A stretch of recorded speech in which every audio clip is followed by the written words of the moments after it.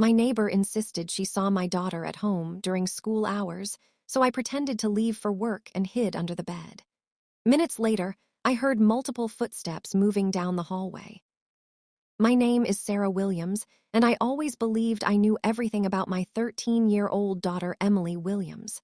Since my divorce 2 years ago, it had been just the two of us in our small house in a quiet Massachusetts suburb. She was responsible, intelligent, and polite. She never caused any trouble. At least that is what I thought. One Thursday morning, as I was leaving with my work bag, my elderly neighbor, Mrs. Thompson, waved to me. "Sarah," she said softly, "is Emily skipping school again?" I froze. "Skipping? No, she goes every day." Mrs. Thompson frowned. "But I always see her coming back home during the day, sometimes with other children." My heart sank. "That cannot be true," I insisted, forcing a smile. "You must be mistaken." But on the way to work, the unease would not leave my chest. Emily had been quieter lately. She was eating less. She was tired all the time.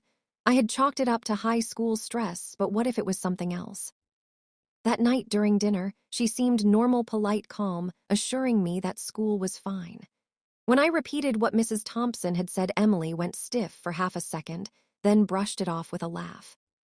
"She must have seen someone else, Mom. I am at school, I promise." But I could tell that something inside her was trembling. I tried to sleep, but my mind kept racing. What if she was skipping classes? What if she was hiding something? Something dangerous? At 2 in the morning, I knew what I had to do. The next morning, I acted as if everything were normal. "Have a great day at school," I told her as I walked out the door at 7:30. "You too, Mom," she said softly. 15 minutes later, I got into my car, drove down the street, parked behind a hedge, and walked back home in silence. My heart pounded with every step. I slipped inside, locked the door, and went straight to Emily's room. Her room was impeccable. The bed was perfectly made. The desk was tidy. If she was coming home in secret, she would not expect me to be here. So I got down on the rug and crawled under the bed. It was cramped, dusty, and too dark to see anything but the bottom of the mattress. My breathing sounded loud in the small space. I silenced my phone and waited. 9 o'clock, nothing. 9:20, still nothing. My legs were numb. Had I imagined it all?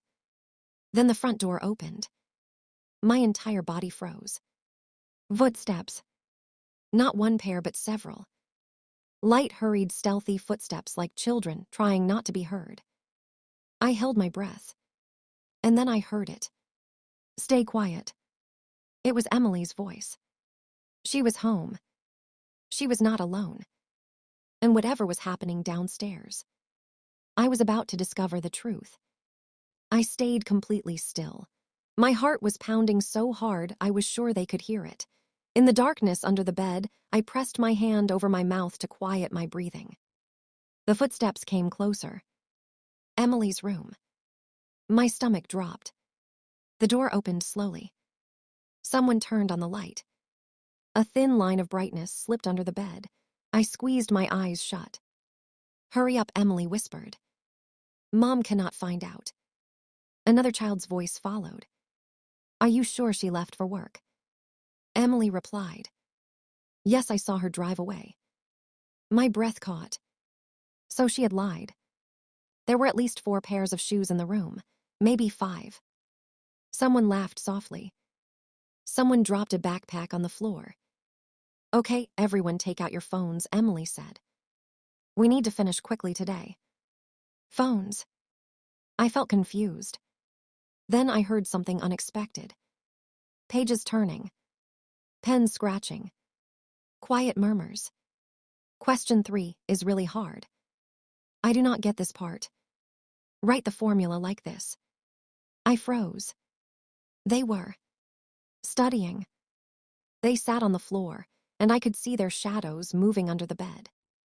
"What if your mom finds out?" one boy whispered nervously. Emily answered gently. "She will not. We need this. Otherwise, we will all fail." My chest tightened. Fail? Was my daughter struggling too?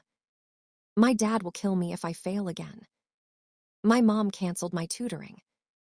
I do not even have the textbook. One by one, the children's voices cracked with fear. And suddenly, I understood. This was not a secret rebellion. It was not anything bad.